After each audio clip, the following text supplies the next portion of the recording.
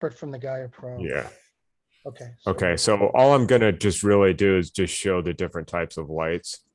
Now, first of all, we have our lighting tab that I've shown you guys before. And I'm going to go into the environment. And if I have the intensity multiplier here. If I bring this down really low, you can see how it's starting to get lighter, or I mean darker. Mhm.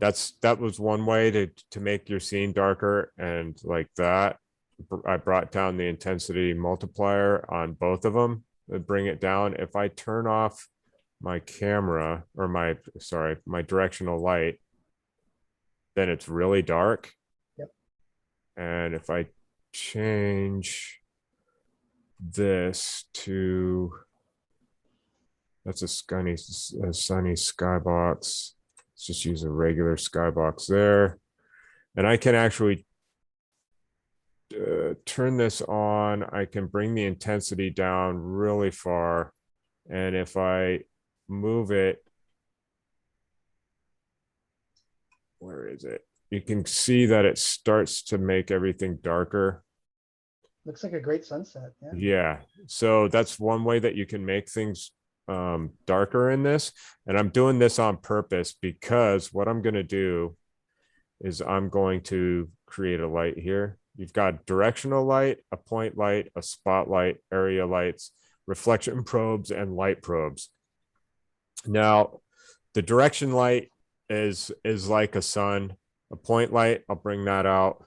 What this does is bring it down, and you can see how when I bring it towards my door, you use that for like torches and stuff for an area, and you can make these larger. So my range is 10. If I wanted to, I could make it 20 or 30. I could make it 100 if I wanted to, right? So would you put that in front of the torch graphic, 3D graphic? Like if I had a torch, I actually have a torch here that I have turned off. And I'll turn this on, and you can see with my gizmo where I put the light. Okay. Yeah. I have a light here. And if I wanted to, I could change the color of it. So I could make it like more red or something, or lighter yellow. It all depends upon what color you want to make it. You could make it blue. And then again, I can change the range if I want. So let's make it 20. So that would be from the fire or something like that. And I can change my intensity and make it higher or lower. Oh, wow. Okay. So let's go back like that too. And the I- direction. Yeah, go ahead. By the way, I've opened the terrain up. Okay. Sorry, this took me a while. It's all right. So, and then you also have this thing with shadows and no shadows. Now, if I want soft shadows is really the best. If I bring something here, it'll create a shadow behind it. It'll create a shadow. Okay, That looks so good. just bring That's a cool. cube in, and you can see the shadow from the cube. Oh yeah, that looks great. Okay. Yeah. Now, if you put too many of these lights in with shadows, it'll start messing with your frame rate. Hard shadows kind of helps a little bit. You can see that it's a little bit rougher there than it is with the soft shadow. I don't know. Soft shadows are the best, but yeah, then it you looks can more also, realistic. yeah, because the light bends. See, light bends around objects, right. and the soft shadows is showing you that it's fuzzy around the edges because the light isn't that sharp.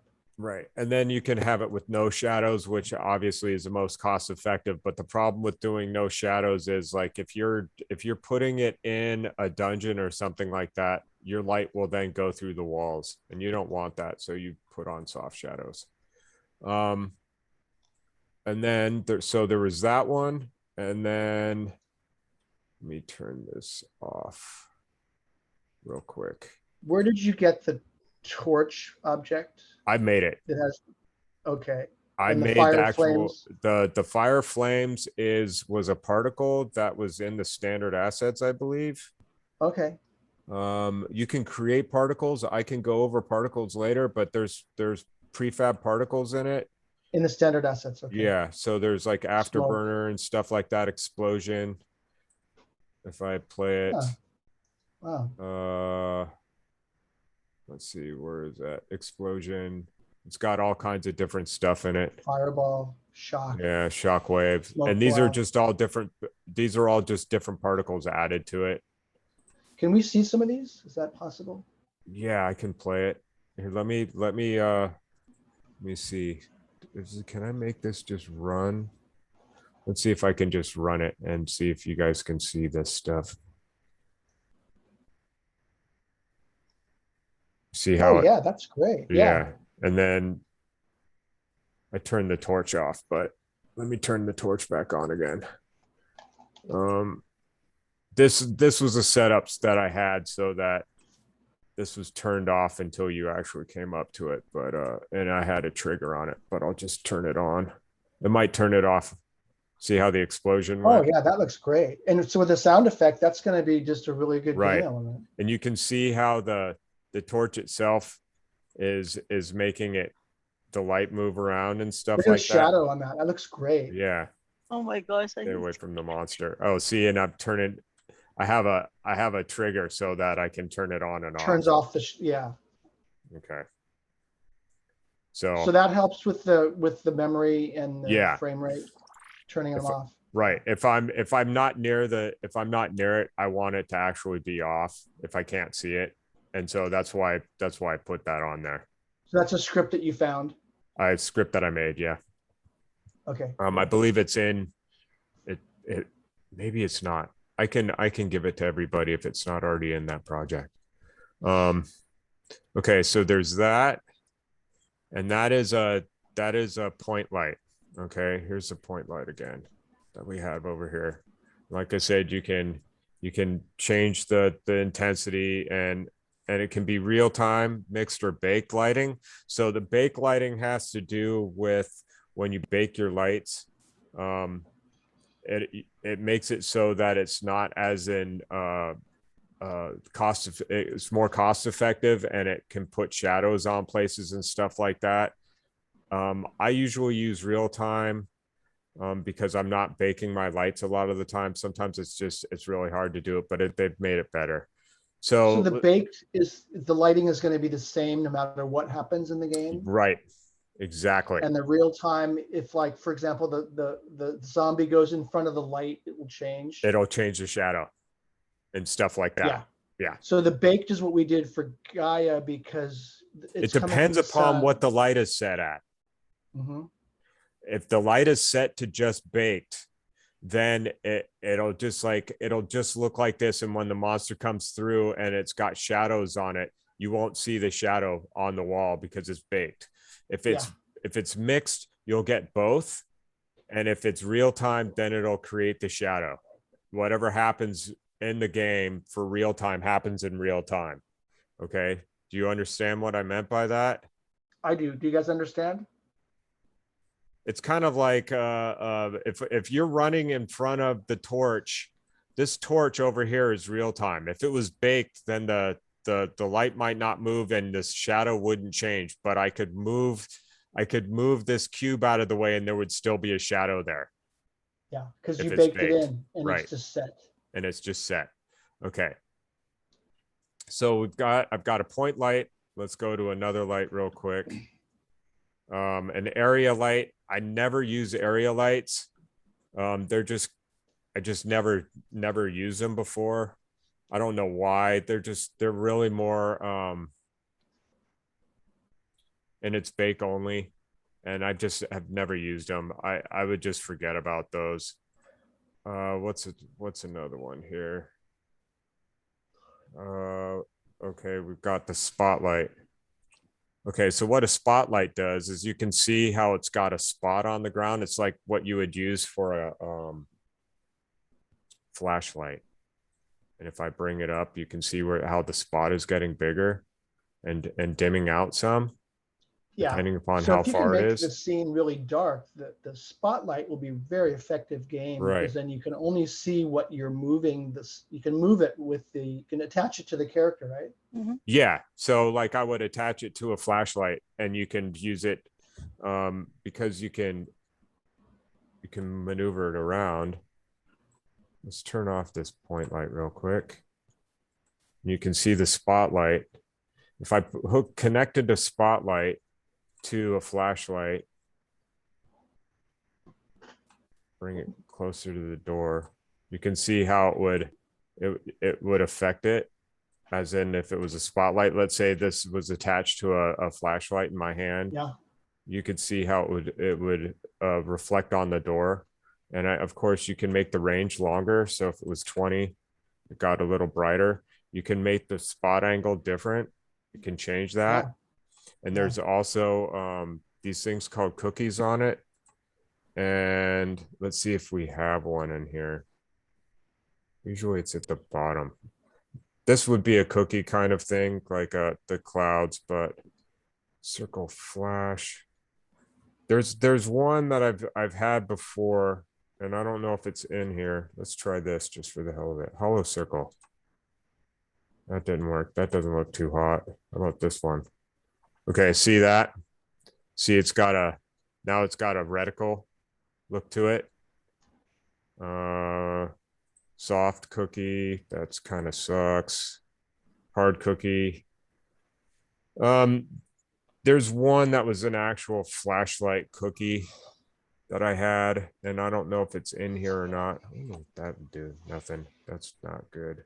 I think getting a really dark, having the light cycle that changes from day to night, Mhm. and then having it really dark at night with an object flashlight, so that you can only see maybe within the radius of that light, Mhm. is going to make a great game, Yeah. right? Yeah. It's So- gonna, I mean, just that, and you don't know what's out there, and then you add some sounds like, roars and snakes and lions or dinosaurs, and you can't see them, but they're out there. That's gonna make a great game, Yeah. So I like think. there's blurred circles. You could put different things on it. You can see how it changed a little bit.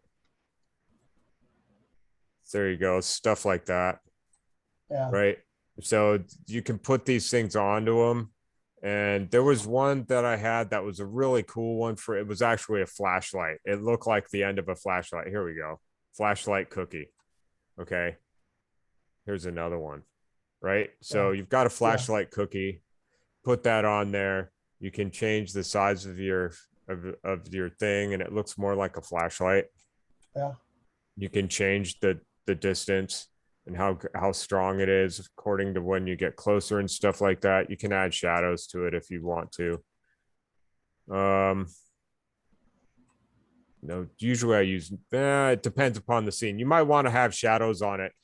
It would help you with your with like if something came into the scene, like a monster, you might want to have a shadow of the monster up against the wall, right? So Sure. let's see. Let's bring the zombie over here. Whoops. Let's see if I can bring the zombie in. He's kind of there. And go to the spotlight. We'll give it some shadows. You see how he's got a Yeah, shadow it is. there? Oh yeah. That's So- really scary. So that's really cool, right? Yeah, All of a that's sudden really you cool. see Oh that. my gosh. Yeah. Okay. And of course you can change the light color on it if you want to make it more yellow, depending upon the type of flashlight you want. Right. So those are that. Now there's this thing that you've also got in here, and these are reflection probes and light probes. And a light probe, you can see how it's a box, and these little yellow balls here are the probes, and you bring it up to stuff like the door here, and it helps reflects the baked lighting and stuff, and you can take each one of them, and you Wow, can move them around. Now I'm lost. Yeah, see, I'm not a real big fan of light probes, but they work for things. I think, and I that's a think little designing, like, intense. having a flashlight in your terrain that you have to find before it gets dark Yeah, would that's a make good a idea. good game level kind of thing, where you would say, okay, well, you have 20 minutes before it gets dark. You better find the flashlight, because you're gonna, or maybe you're gonna go into the dungeon and you're gonna need a torch or a flashlight first, right? Hmm. And then having the lighting show the reflection, the shadow could be really scary. Like Right. you can't see the dinosaur, but you can kind of see its shadow first. So these things, this is what like Gaia was putting in the light probes. So when you have baked lighting, the lights would reflect off of this, see this light probe and affect this area. That's a real pain in the ass. This is really more advanced stuff, so don't worry so much about that. And then if you have an object that is like a building that has windows, you can put in these things called reflection probes. And reflection probe is a lot like light probes, and you would have it touch the window and then it would reflect. And it all depends upon how intense of a resolution you have on it. So you could change it. If you go all the way down to 2048, it'll make a mirror. It's really intense, but it's really hard on your game. So you don't really want to do that. So you're talking about having a light behind a window, for example? No, it's more like, you know, when you're walking it next to a building and you're looking at the window and it reflects you. Yeah. That's what that's used for. The light source is outside the building. Yeah. Gotcha. And it reflects, Yeah, okay, it would like reflect like the trees outside or something like that. Yeah. Now, you can't see inside, you just see the reflection. Exactly. So don't worry about that unless you're going to do that. And then I can go over that again with you guys. But I just wanted to go over that stuff really quick. The reflection probes and the light probes, don't worry about so much, but it's the different types of lighting that's really cool. So you can always make this, you know, 3. So would the best approach for these guys is to make maybe indoor lighting or outdoor lighting, which is easier to start with? It all depends. If you're doing an outdoor scene, you have your directional light, right?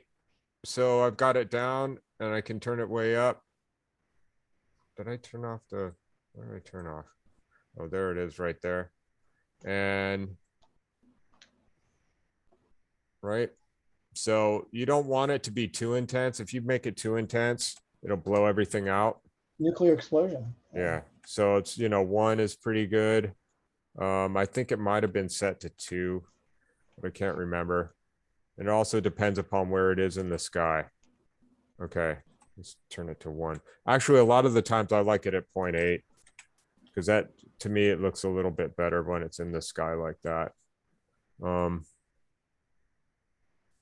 then you can always turn it to completely white. So street lamps would be a good place to start, maybe, is grab some street lamps. A street lamp would be if you put, it's kind of like my torch. Okay, the street lamp would be just like my torch that I have, and I've got a light here which is a point light, right? And you could do it either like that, or you can put an actual point light in with the spotlight. It all depends upon how you want to do it, but I just mess with it. And use the soft shadows. Just try not to put too many in because it taxes your frame rate when you do it. And just kind of play around with it. And there are particles that you can use for different things. Not all of these are for lights or anything like that, but that's just really quick on lights. Okay, I recorded that too, so I'll post everything up there, and that way if we need to go back and if Steven's busy in the lab or something, and you can just watch that and learn about the light. And the best way to learn is, I think, just to start throwing some lights in your scenes and ask Steven if you get stuck. And for somebody like the other Chris, not Chris D, but the other Chris, if he's gonna have like a dungeon or a maze, he might want to have a torch in his hand, walking around with the torch, and everything else is super dark, right? And then it just makes it that much more frightening. Yeah, and cool to play. Oh yeah. Oh, and I've got some stuff like that. It's so cool. to go Yeah. around through a maze dungeon with just a light in your hand, wondering what's around the corner. And you can hear noises. Yeah. You don't know what they are. Yeah. Okay. Right. I'm gonna stop the recording, and we're Okay. we're at time. Yep. So